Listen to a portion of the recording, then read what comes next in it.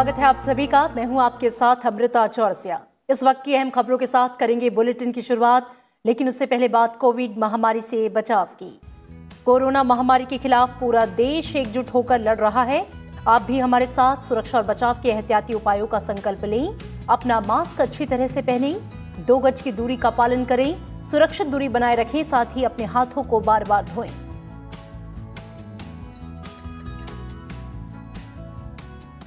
और अब नजर हेडलाइंस पर।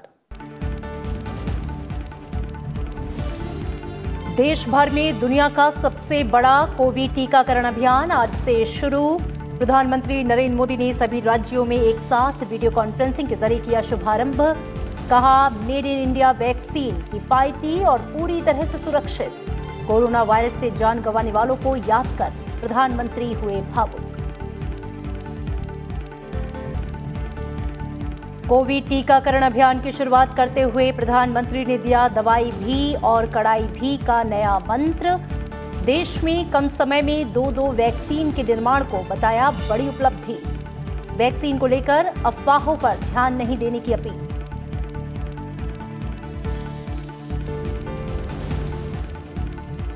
कोविड टीकाकरण अभियान के पहले दिन 1,91,000 से ज्यादा लोगों को लगाया गया टीका। देश भर में 3,000 से ज्यादा केंद्रों में होगा वैक्सीनेशन। पहले चरण में 3 करोड़ हेल्थ और फ्रंट लाइन वर्कर्स को लगेगा टीका।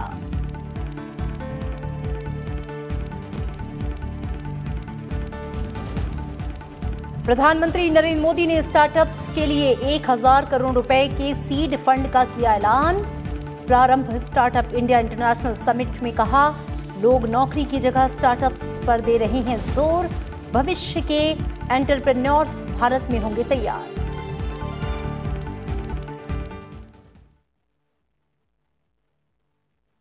और आपको बता दें कि आज जो है वो दुनिया के सबसे बड़े टीकाकरण अभियान का जो आगाज है वो हो गया। लंबे इंतजार के बाद देश भर में आज से कोविड टीकाकरण की शुरुआत हुई। प्रधानमंत्री नरेंद्र मोदी ने दुनिया के सबसे बड़े टीकाकरण अभियान के आगाज का ऐलान किया।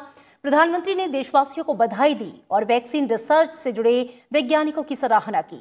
टीकाकरण अभियान की शुरुआत से देशवासियों में उत्साह का माहौल देखने को मिल रहा है।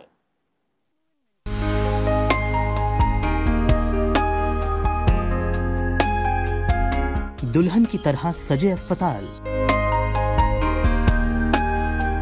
आरती की थाली लेकर खड़े स्टाफ,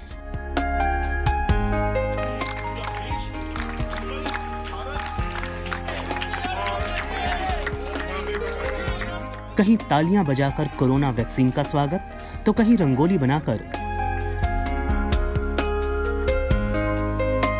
ये सभी तस्वीरें गवाह हैं दुनिया के सबसे बड़े टीकाकरण अभियान की शुरुआत की, जिसका शुभारंभ प्रधानमंत्री नरेंद्र मोदी ने किया। सर्वे भवन्तु सुखिनः, सर्वे सन्तु निरामयाः। इस मौके पर प्रधानमंत्री ने कहा कि आमतौर पर एक वैक्सीन बनाने में बरसों लग जाते हैं, लेकिन इतने कम समय में एक नहीं बल्कि 2 मेड इन इंडिया वैक्सीन तैयार हुई हैं। उन्होंने कहा कि कई और वैक्सीन पर भी तेजी से काम चल रहा है। इतने कम समय में एक नहीं 2 मेड इन इंडिया वैक्सीन तैयार हुई है। इतना ही नहीं, कई और वैक्सीन पर भी काम तेज गति से चल रहा है। ये भारत के सामर्थ्य, भारत की वैज्ञानिक दक्षता, भारत के टैलेंट का जीता जागता सबूत है। प्रधानमंत्री ने कहा कि भारत का टीकाकरण अभियान मानवीय सिद्धांतों पर आधारित है, जिसे सबसे ज्यादा जरूरी है और कोरोना संक्रमण का खतरा सबसे ज्यादा है, उसे सबसे पहले वैक्सीन लगेगी, जिनके टीकाकरण का खर्च सरकार वहन करेगी। हमारे सुरक्षा बल हो गए, पुलिसकर्मी हो गए, फायर ब्रिगेड के लोग हो गए, सफाई कर्मचारी हो गए, इन सभी को ये वैक्सीन प्राथमिकता पर लगेगी। और मैंने जैसा पहले भी कहा है, इनकी संख्या करीब करीब 3 करोड़ होती है। इन सभी के वैक्सीनेशन का खर्च भारत सरकार द्वारा उठाया जाएगा। प्रधानमंत्री ने कहा कि ये भारतीय वैक्सीन विदेशी वैक्सीन की तुलना में बहुत सस्ती है और यही वैक्सीन अब भारत को कोरोना के खिलाफ लड़ाई में निर्णायक जीत दिलाएगी। ये भारतीय वैक्सीन विदेशी वैक्सीनों की तुलना में बहुत सस्ती हैं और इनका उपयोग भी उतना ही आसान है। विदेश में तो कुछ वैक्सीन ऐसी हैं जिसकी एक डोज 5,000 रुपया तक में है और जिसे -70 डिग्री तापमान में फ्रीज में रखना होता है। -70 डिग्री। वहीं भारत की वैक्सीन्स ऐसी तकनीक पर बनाई गई हैं जो भारत में बरसों से ट्राइड और टेस्टेड है। प्रधानमंत्री ने कहा कि कोरोना के खिलाफ भारत की लड़ाई आत्मविश्वास और आत्मनिर्भरता की रही है और इसी ताकत को टीकाकरण के इस दौर में भी सशक्त करना है। प्रधानमंत्री ने कहा कि कोरोना वैक्सीन को लेकर भी भारत की तरफ दुनिया आशा और उम्मीद की नजरों से देख रही है। उन्होंने कहा कि टीकाकरण अभियान जैसे जैसे आगे बढ़ेगा, दुनिया के अनेक देशों को भारत के अनुभवों का लाभ मिलेगा। उन्होंने कहा कि भारत की वैक्सीन उत्पादन क्षमता पूरी मानवता के हित में काम आए, ये हमारी प्रतिबद्धता है। प्रधानमंत्री नरेंद्र मोदी ने कोरोना वैक्सीन को लेकर देशवासियों से किसी भी तरह की अफवाहों से बचने की अपील की। उन्होंने कहा, कोरोना वैक्सीन की 2 डोज लगनी बहुत जरूरी है। कोरोना काल के मुश्किल दिनों को याद कर प्रधानमंत्री नरेंद्र मोदी भावुक हो गए। अब हमें नया प्रण लेना है, दवाई भी कड़ाई भी।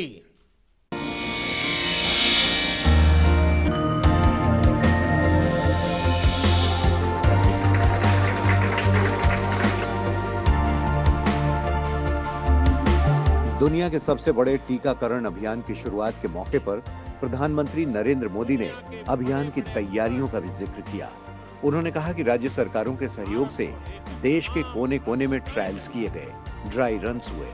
उन्होंने बताया कि विशेष तौर पर बनाए गए कोविन डिजिटल प्लेटफॉर्म में टीकाकरण के लिए रजिस्ट्रेशन से लेकर ट्रैकिंग तक की व्यवस्था है।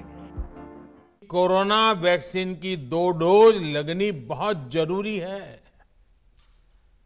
एक डोज ले लिया और फिर भूल गए, ऐसा गलती मत करना। और जैसा एक्सपर्ट्स कह रहे हैं, पहली और दूसरी डोज के बीच लगभग 1 महीने का अंतराल भी रखा जाएगा। प्रधानमंत्री ने कहा कि जिस तरह धैर्य के साथ देशवासियों ने कोरोना का मुकाबला किया, उसी तरह का धैर्य अब टीकाकरण में भी दिखाना है। टीका लगते ही आप असावधानी बरतने लगें, मास्क निकाल कर रख दें, 2 गज की दूरी भूल जाएं, ये सब मत करिएगा। मैं प्रार्थना करता हूं, मत करिएगा। प्रधानमंत्री ने कोरोना वैक्सीन को लेकर देशवासियों से किसी भी तरह की अफवाहों से बचने की अपील की। हमारे वैज्ञानिक, हमारे एक्सपर्ट्स जब दोनों मेड इन इंडिया वैक्सीन की सुरक्षा और प्रभाव को लेकर आश्वस्त हुए, तभी उन्होंने इसके इमरजेंसी उपयोग की अनुमति दी है। इसलिए देशवासियों को किसी भी तरह के प्रोपेगेंडा, अफवाहें, दुष्प्रचार से बचकर रहना है। प्रधानमंत्री ने कहा कि भारत ने कोरोना महामारी से जिस तरह से मुकाबला किया है, उसका लोहा आज पूरी दुनिया मान रही है। कोरोना काल के मुश्किल दिनों को याद करके वो थोड़े भावुक हो गए। सैकड़ों साथी ऐसे भी हैं जो कभी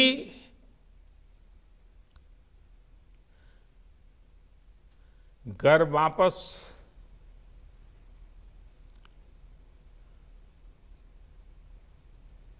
लौट ही नहीं आ पाए। एक एक जीवन को बचाने के लिए अपना जीवन आहूत कर दिया। प्रधानमंत्री ने कहा कि यह टीकाकरण अभियान लंबा चलेगा। प्रधानमंत्री ने इस अभियान से जुड़ी प्रक्रिया का हिस्सा बनने के लिए और वॉलंटियर्स से आगे आने की अपील की।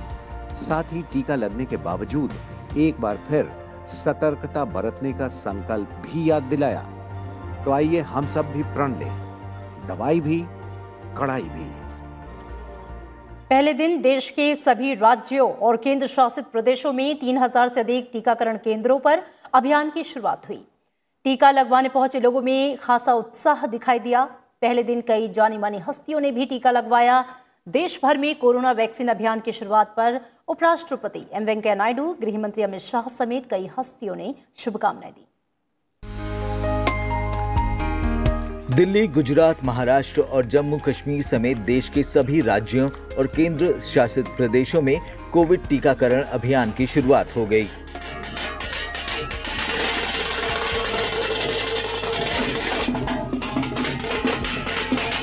दिल्ली में केंद्रीय स्वास्थ्य मंत्री डॉक्टर हर्षवर्धन और एम्स के निदेशक रणदीप गुलेरिया की मौजूदगी में एम्स में कोरोना टीकाकरण शुरू हुआ। एम्स में एक सफाई कर्मचारी मनीष को कोरोना वायरस का पहला टीका लगाया गया।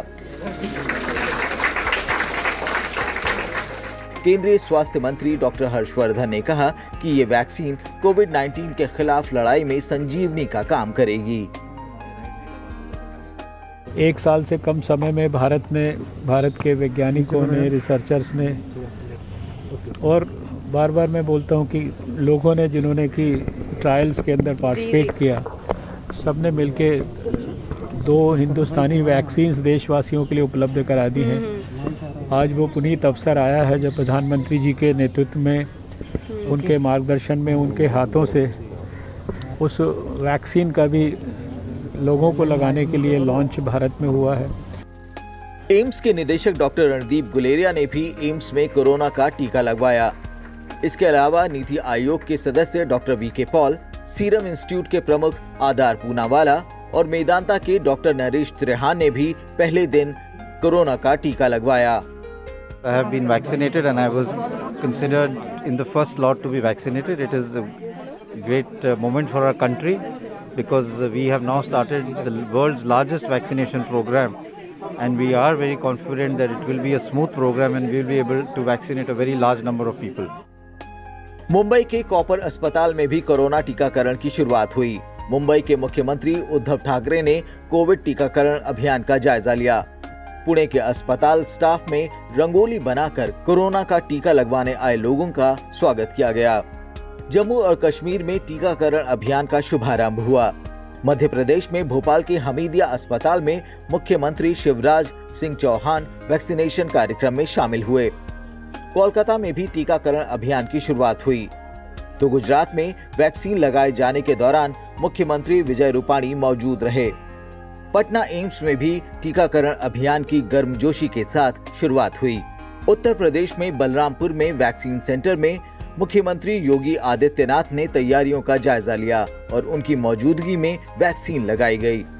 देहरादून में उत्तराखंड के मुख्यमंत्री त्रिवेंद्र सिंह रावत की मौजूदगी में टीकाकरण अभियान का शुभारंभ हुआ। और आइए अब देखते हैं कि कोविड टीकाकरण केंद्रों पर पहले दिन किस तरह का माहौल देखने को मिला। आपको बता दें कि हर टीकाकरण केंद्र पर स्वास्थ्य विभाग की पूरी टीम मुस्तैद रही है।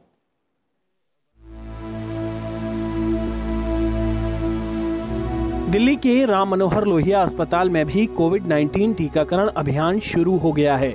टीकाकरण केंद्र पर स्वास्थ्य विभाग की टीम ने गाइडलाइन के मुताबिक पूरी तैयारी की है। सबसे पहले रजिस्ट्रेशन के बाद लोगों को टीकाकरण के लिए ले जाया गया। इसके बाद लोगों को ऑब्जर्वेशन के लिए कुछ देर के लिए रोका गया। किसी भी व्यक्ति को कोई भी परेशानी होने की स्थिति में स्वास्थ्य विभाग ने वेंटिलेटर समेत जरूरी स्वास्थ्य उपकरण की भी व्यवस्था ऑब्जर्वेशन सेंटर में की है। बेसिकली ये जो सारे प्रोटोकॉल डिसाइड किए गए हैं वो मिनिस्ट्री से किए गए हैं। उन्होंने बहुत कुछ हमें मटेरियल भी दे रखा है यहाँ अरेंजमेंट के लिए। वो सारे यहाँ अरेंजमेंट हमने कर रखे हैं। जिसमें रजिस्ट्रेशन से लेके, वैक्सीनेशन से लेके और ऑब्जर्वेशन तक सब कुछ शामिल है। टीकाकरण केंद्र पर लोगों ने आकर स्वास्थ्य कर्मियों का उत्साहवर्धन किया। इसके अलावा स्वास्थ्य राज्य मंत्री अश्विनी कुमार चौबे ने भी टीकाकरण केंद्र पर पहुंचकर प्रक्रिया का जायजा लिया। टीकाकरण के लिए लोगों में भी वैक्सीनेशन को लेकर खासा उत्साह दिखाई दिया कि सब लोग बहुत जूझ रहे हैं इस मुश्किल टाइम से, और मुझे लगता है कि हर कोई लोग मतलब आगे बढ़ के देख रहा था कब वैक्सीन आएगी, और आज वो अच्छा दिन है। आज का दिन हमारे लिए बहुत बड़ा है क्योंकि हमने बहुत तैयारी कर रखी थी वैक्सीनेशन के लिए। और अगर हमें कोरोना को जड़ से खत्म करना है, इसको देश में इरेडिकेट करना है, तो हमें वैक्सीन लगवानी ही चाहिए।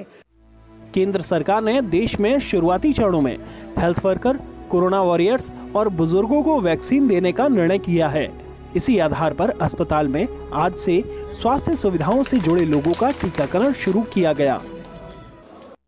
कोविड वैक्सीन के शुरुआत के बीच केंद्रीय स्वास्थ्य मंत्री डॉक्टर हर्षवर्धन ने राज्यों के और केंद्र शासित प्रदेशों के स्वास्थ्य मंत्रियों के साथ वीडियो कॉन्फ्रेंसिंग के जरिए बैठक की।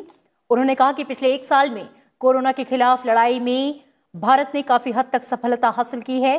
पिछले 3-4 महीनों के आंकड़ों पर नजर डालें तो हमारी रिकवरी दर बढ़ रही है और मृत्यु दर में कमी आई है। उन्होंने राज्यों को वैक्सीन को लेकर अफवाह फैलाने वालों के प्रति सचेत किया। स्वास्थ्य मंत्री ने कहा कि आज का दिन पिछले 1 साल में हम सभी के लिए राहत का दिन है। हेल्थ वर्कर्स के लिए एक डेट निर्धारित की गई थी, ऐसे ही फ्रंटलाइन वर्कर्स के लिए भी लगभग 26 जनवरी से पहले उनका रजिस्ट्रेशन करना है। तो लगातार जो रणनीति बनाई गई है उसी के हिसाब से हमको चलना है। ये वैक्सीनेशन का कार्यक्रम दिन प्रतिदिन और स्मूथ होता जाए, इसमें किसी भी प्रकार का कोई भी कमी ना रहे। कोविड टीकाकरण को लेकर स्वास्थ्य मंत्रालय ने बताया कि आज 1,91,000 से अधिक लोगों को टीका लगाया गया। इस दौरान टीकाकरण के बाद किसी के अस्पताल में भर्ती होने का कोई मामला अब तक सामने नहीं आया। 3,351 सेशन साइट्स पे दोनों किस्म के वैक्सीन को लगाया गया। यहाँ पर मैं आपको पहले उन 11 राज्यों के नाम बता रहा हूँ जहाँ पे दोनों किस्म के वैक्सीन लगाए गए और कितने सत्र वहाँ पे आयोजित किए गए। असम में 65, बिहार 301, दिल्ली 81, हरियाणा 77, कर्नाटका 242, महाराष्ट्र 285, ओडिशा 161, राजस्थान 167, तमिलनाडु 160। लोग अब नौकरी की जगह स्टार्टअप्स पर जोर दे रहे हैं। दुनिया के सबसे बड़े स्टार्टअप इंडिया इंटरनेशनल सम्मेलन प्रारंभ को संबोधित करते हुए प्रधानमंत्री नरेंद्र मोदी ने ये बातें कही। इस मौके पर प्रधानमंत्री ने कोरोना के खिलाफ लड़ाई से लेकर वैक्सीन बनाने तक अनुभवों को साझा किया। उन्होंने कहा कि अपने उन अनुभवों के साथ आज बिम्स्टेक देशों के हमारे युवा और उद्यमी इस प्रारंभ समिट में शामिल हो रहे हैं। उन्होंने कहा कि आज ही भारत ने कोरोना के खिलाफ ऐतिहासिक सबसे बड़ी वैक्सीनेशन ड्राइव शुरू की है।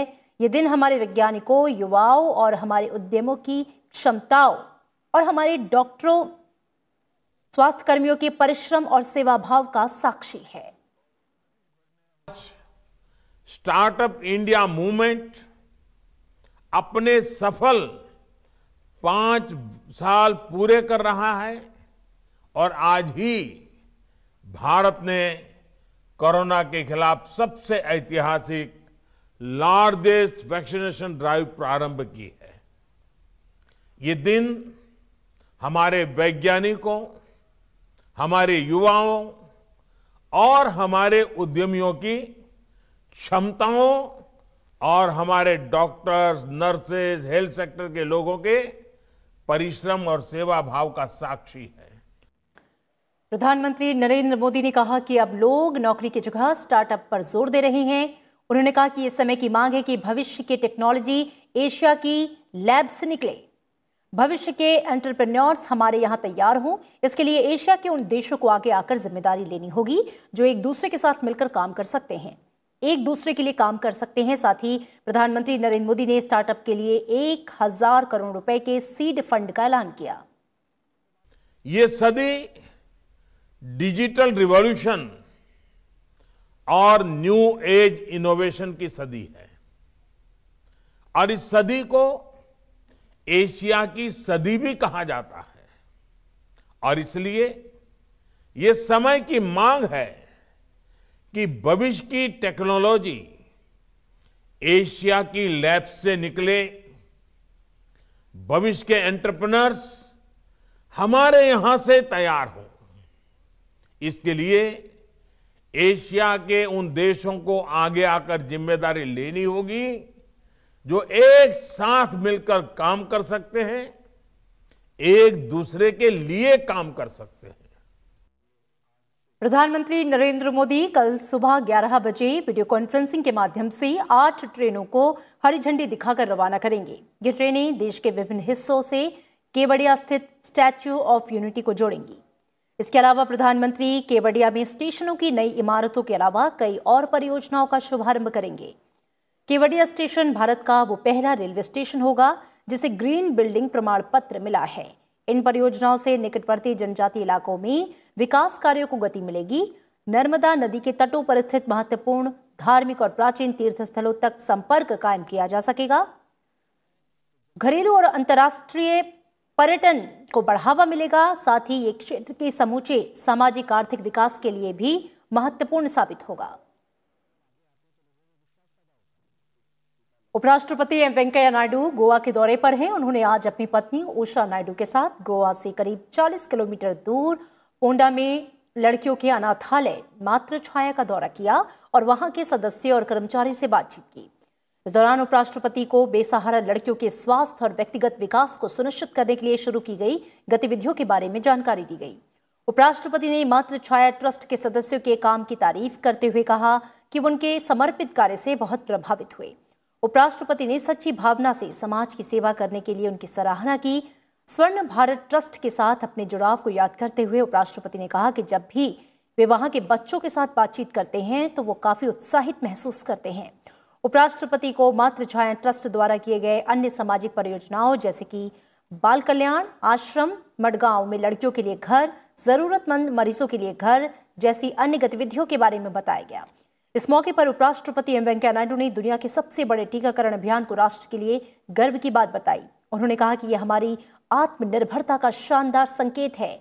उपराष्ट्रपति ने जीवन की रक्षा के लिए निस्वार्थ और अथक परिश्रम करने के लिए वैज्ञानिकों और अग्रिम पंक्ति के कोविड योद्धाओं की सराहना की।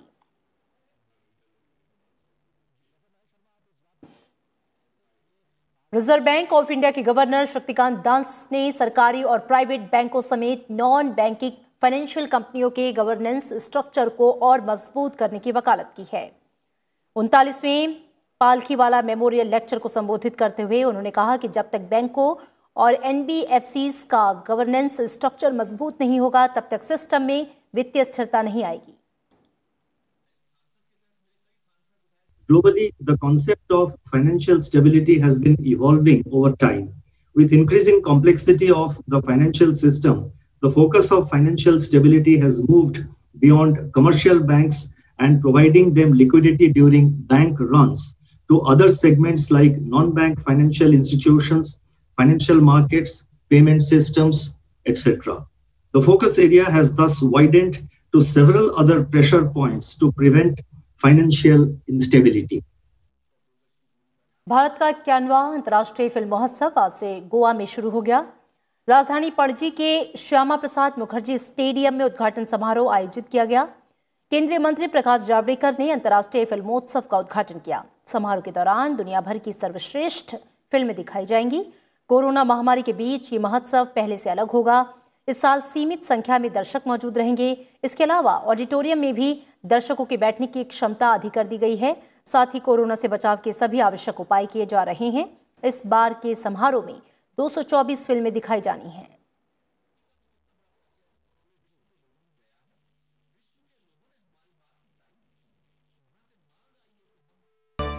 और फिलहाल इस बुलेटिन में इतना ही। चलते चलते एक बार फिर से आपसे अपील कि कोरोना महामारी के खिलाफ पूरा देश एकजुट होकर लड़ रहा है। आप भी हमारे साथ सुरक्षा और बचाव के एहतियाती उपायों का संकल्प लें। अपना मास्क अच्छी तरह से पहनें, 2 गज की दूरी का पालन करें, सुरक्षित दूरी बनाए रखें, साथ ही अपने हाथों को बार बार धोएं।